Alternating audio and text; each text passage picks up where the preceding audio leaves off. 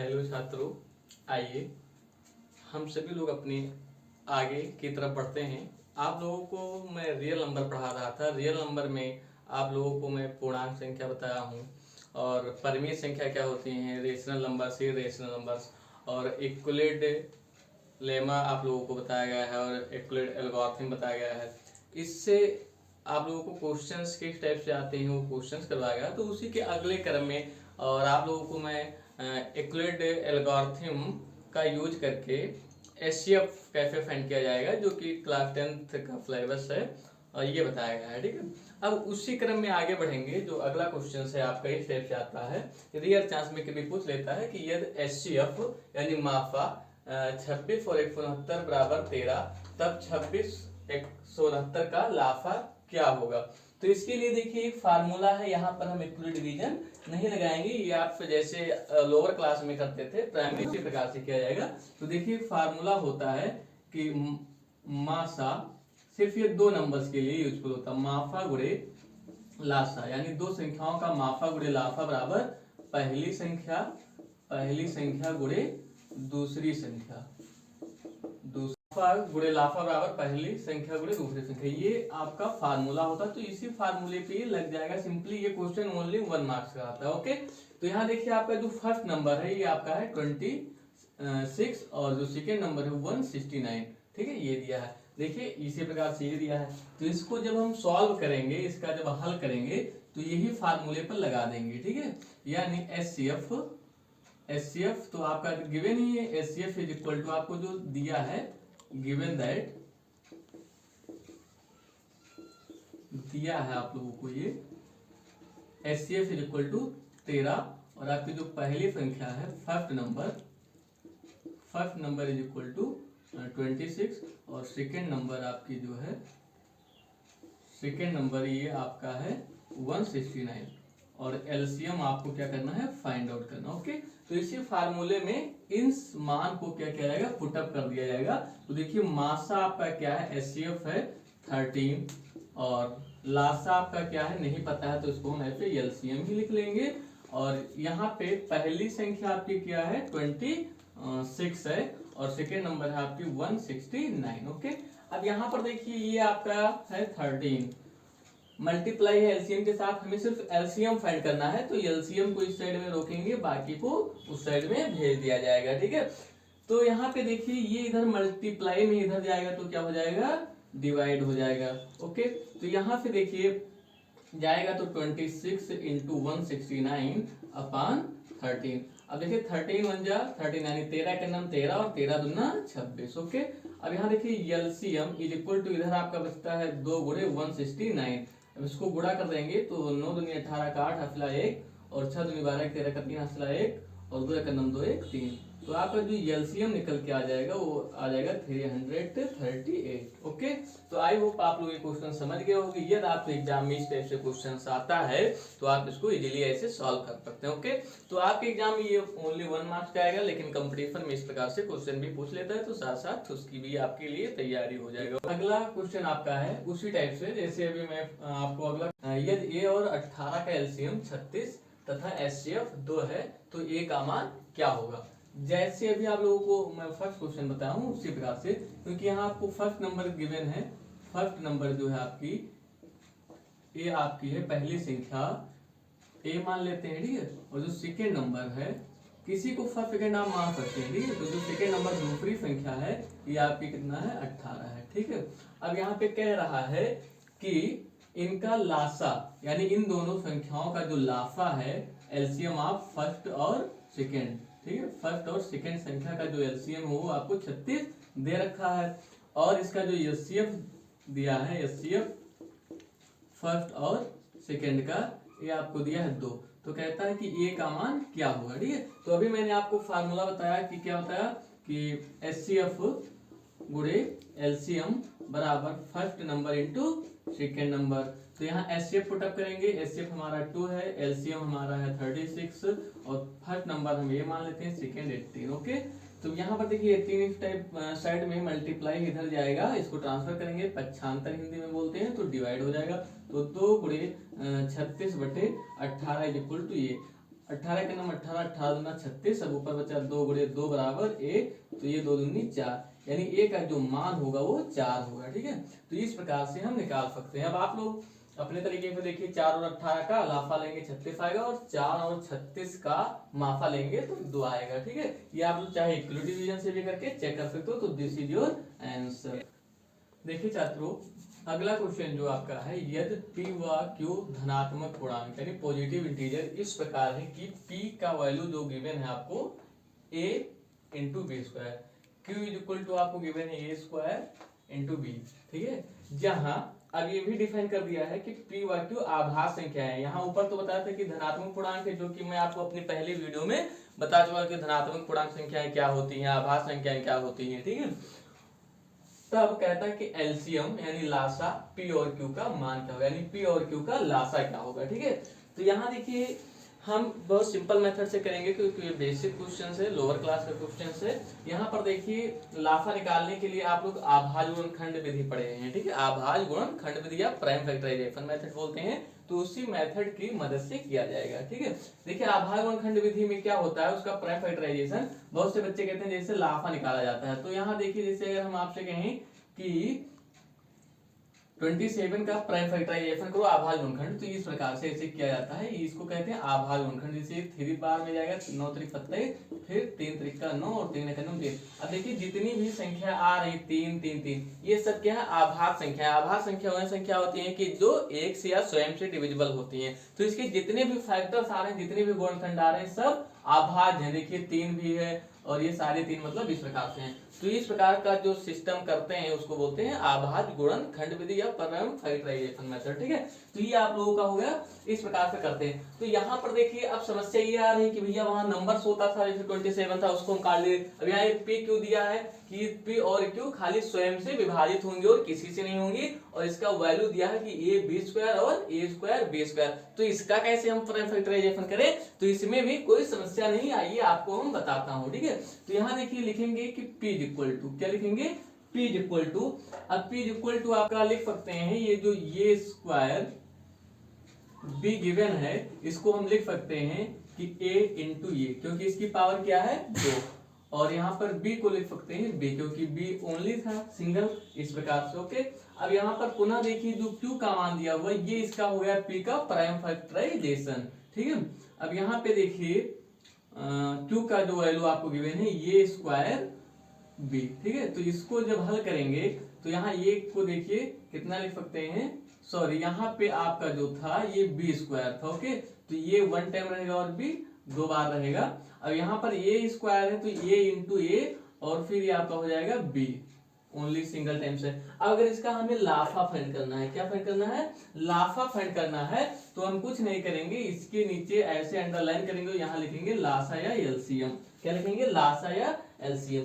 तो यहाँ पर जब इसका एलसीएम निकालेंगे, एलसीएम, तो इसका जो एलसीएम होगा, अब इसमें देखिए इस प्रकार का प्राइम फैक्टराइजेशन मेथड से जब लाफा निकालते हैं तो जिसका पेयर बनेगा यानी जिसका जोड़ा बनेगा वो भी आएगा, और जिसका जोड़ा नहीं होगा वो भी आएगा। ठीक है, कैसे, जैसे देखिए यहाँ पे ये हो गया, इसका जोड़ा बन गया ए का ये, तो यहाँ हम ए राइट डाउन कर लेंगे। यहाँ देखिए बी, अब इस वाले बी का मान लो इसके साथ जोड़ा है, तो ये वाला बी उतार लेंगे, और ये वाला ये बच रहा है अकेला और ये वाला बी अकेला बच रहा है, तो ऐसा नहीं कि इन लोगों को छोड़ देंगे, तो इसको भी यहाँ आएगा और इसको भी यहाँ राइट किया जाएगा, क्योंकि ये लासा में अगर मासा निकालते तो जिसका सिर्फ जोड़ा बनता वही आता। ठीक है, अब इसको देखिए मल्टीप्लाई करेंगे तो देखिए a इंटू ये, तो इसको हम लिख सकते हैं ये की पावर 2, और ये b इंटू बी, तो ये b की पावर 2, यानी ये बराबर आपका हो जाएगा ये स्क्वायर बी स्क्वायर आंसर। ठीक है, तो ये आपका एक सेकंड का क्वेश्चन था, आई होप आप लोग समझ गए होंगे। ठीक है, तो इस प्रकार से आपका आंसर हो गया।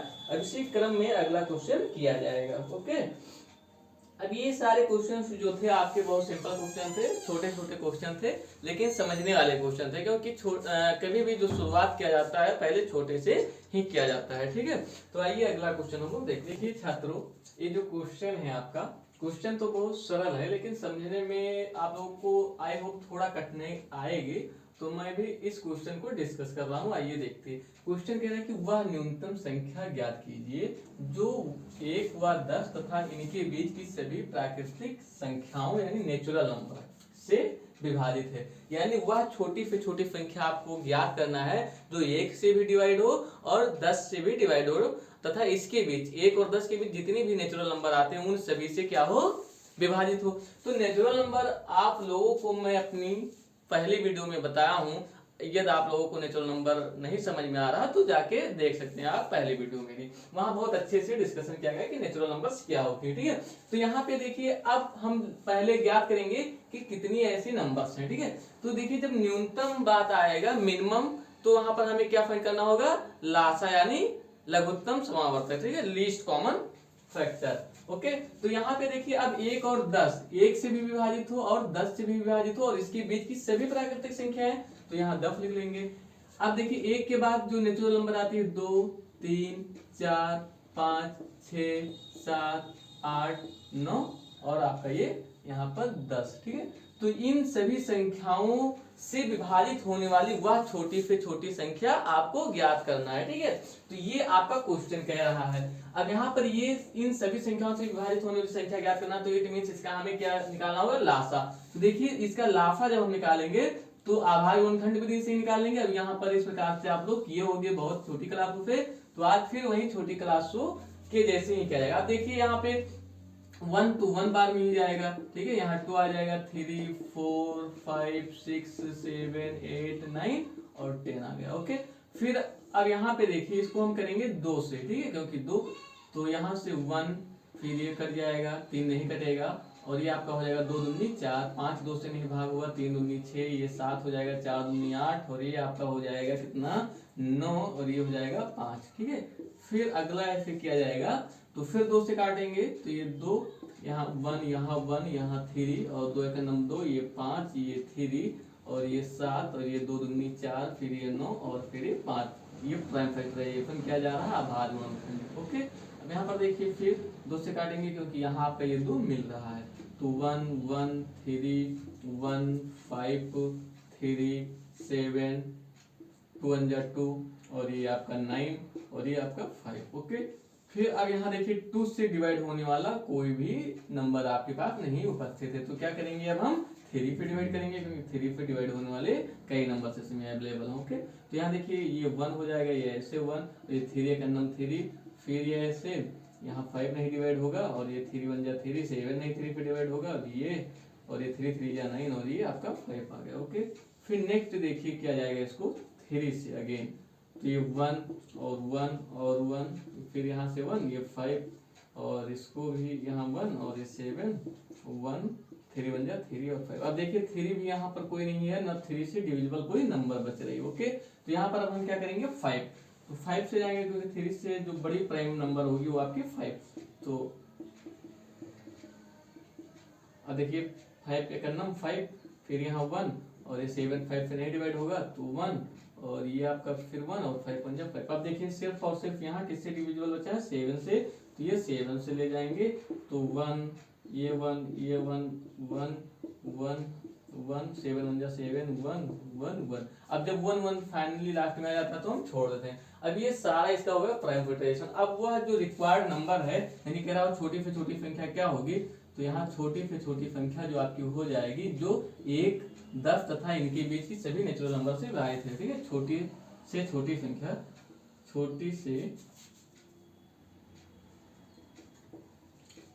से छोटी संख्या यानी आपका जो रिक्वायर्ड नंबर होगा। ठीक है, उचित आंसर रिक्वायर्ड नंबर जो आपका होगा वो हो जाएगा इन सबका मल्टीप्लाई, यानी 2 इंटू 2 इंटू 2, 1 2 3 बार, फिर 3 2 टाइम्स 3 इंटू 3 और फिर ये हो जाएगा आपका 5 इंटू 7। अब इन सबका क्या किया जाएगा, मल्टीप्लाई कर लिया जाएगा।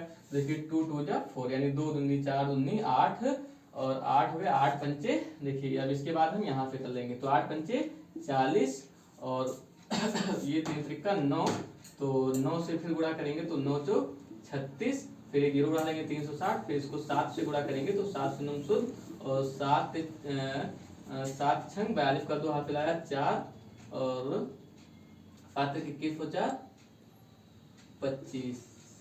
ठीक है, तो ये आपका आंसर। देखिए स्टूडेंट्स, ये जो आपका अगला क्वेश्चन है ये क्वेश्चन देखने में तो बड़ा सिंपल लग रहा है, लेकिन क्वेश्चन कंपटीशन के लिए इंपॉर्टेंट फॉर कंपटीशन, ये लगभग हर कंपटीशन में पूछा जाता है जो बेसिक मैथमेटिक्स होता है। तो यहाँ देखिए वह न्यूनतम, और आपके बोर्ड में भी पूछा जाता है, तो वह न्यूनतम संख्या ज्ञात कीजिए जिसको 35, 56 तथा 91 से विभाजित करने पर प्रत्येक स्थिति में 7 शेष यानी रिमाइंडर आता है। यानी वह छोटी से छोटी संख्या, यानी किसकी बात कर रहा है, एलसीएम की। जब छोटी से छोटी बात आए या न्यूनतम मिनिमम नंबर्स, तो आपको एलसीएम फाइंड करना होगा आंख बंद करके।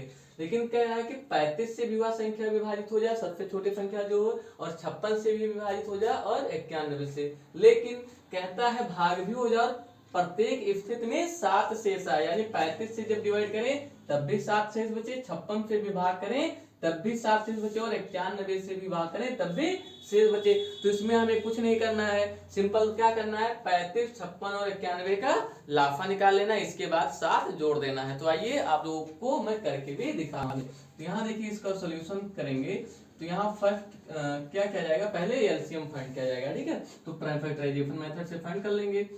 तो 35 और 56 एंड 91, इसका एलसीएम फाइंड किया जाएगा। तो यहाँ देखिए 2 से डिवाइड होने वाले इसमें कुछ नंबर्स हैं, क्योंकि प्राइम फैक्टराइजेशन आभाज्य गुणनखंड, जिसकी भी जितने भी इसके गुणनखंड आएंगे सारे आभाज्य होना चाहिए। तो यहाँ देखिए 2 से यह संख्या डिवाइड हो जाएगी, क्योंकि जिसके अंत में 0 से लेकर के 4, 6, 8, ठीक है, इस प्रकार के संख्या जिसके अंत में होती हैं सम संख्या, वह संख्या 2 से डिविजिबल होती हैं, यानी विभाजित होती हैं। तो देखिए इसके अंत में 5 ये नहीं होगा, इसके अंत में 6 है, तो ये सम संख्या हो जाएगा, ये भी नहीं होगा। तो 2 से पहले करेंगे, तो 35 2 से नहीं कटेगा, तो इसको एज इट इज उतार लिया जाएगा, 56 कट जाएगा, 28 दूना 56, और एक कामा यहाँ 91 भी नहीं कटेगा, तो ऐसे 91। फिर इसको 2 से काटेंगे क्योंकि अंत में 8 आ गया, तो ये आपका हो जाएगा 35, ये आपका हो जाएगा 14 दूना 28, ये हो जाएगा आपका 91। फिर इसको यहाँ से देखिए करेंगे, तो ये तो कटेगा, ये नहीं कटेगा, तो ये आपका हो जाएगा 35, और इसको जब डिवाइड करेंगे तो 7 आ जाएगा, और ये आपका 91। फिर इसको करेंगे, तो अब 2 से देखिए कोई नहीं कटेगा, तो 2 के बाद देखिए 3 से कटने वाली कोई नंबर है, तो 3 से जो डिविजिबिलिटी का रूल होता है, अगर संख्या के अंकों का योग 3 से विभाजित है तो वह संख्या भी 3 से विभाजित होती है। तो यहाँ पर देखिए 5 और 3 8, 8 3 से नहीं कटेगा, तो इसलिए 35 भी 3 से नहीं कटेगा, 7 तो आप सीधा सीधा जाना है, 3 से पूरा पूरा नहीं विभाजित होगा, और 9 और 1 10, 10 3 से पूरा पूरा नहीं विभाजित, इसलिए 91 भी नहीं है। तो हम किससे करेंगे, 5 से। 5 से विभाजितता का नियम क्या होता है कि जिस संख्या के अंत में 0 या 5 होता है वह संख्या 5 से पूर्णतः विभाजित होती है, डिविजिबल होती है। तो यहाँ देखिए इसको 5 से हम डिवाइड करेंगे, क्योंकि 5 भी आपका क्या है, प्राइम नंबर है, अभाज्य संख्या है, ठीक है। तो यहाँ देखिए 7 बचे 35, 7 नहीं कटेगा, और ये 91 भी 5 से नहीं कटेगा, ठीक है। अब यहाँ पे देखिए इसको 7 से काटेंगे, ठीक है, क्योंकि अब ये 7 है, तो यहाँ पर 7 से इसको काटा जाएगा, तो 7 एकन्नम 7 और 7 एकन्नम सॉरी यहाँ 7 एकन्नम 7 हो जाएगा। अब देखिए 7 से इसको भाग करेंगे, तो अगर नहीं जान पा रहे तो इधर फटाक से भाग कर लीजिए, और फिर तो 13 फते 91 होता है, ठीक है। अब यहाँ देखिए 7 एकन्नम 7, यहाँ से आपका बचा 2, 1 उतार लिए, और ये 7 त्रिक 21, ठीक है। तो ऐसे भी आप कर सकते हो, रफ वर्क कोई प्रॉब्लम नहीं है। तो यहाँ देखिए 13 आ रहा है, यानी 13 फते 91। फिर इसको किससे करेंगे, 13 से, क्योंकि 13 भी आपका आभाज्य संख्या, और 13 ऐसी आभाज्य संख्या है स्वयं से ही सिर्फ कटेगी, ठीक है।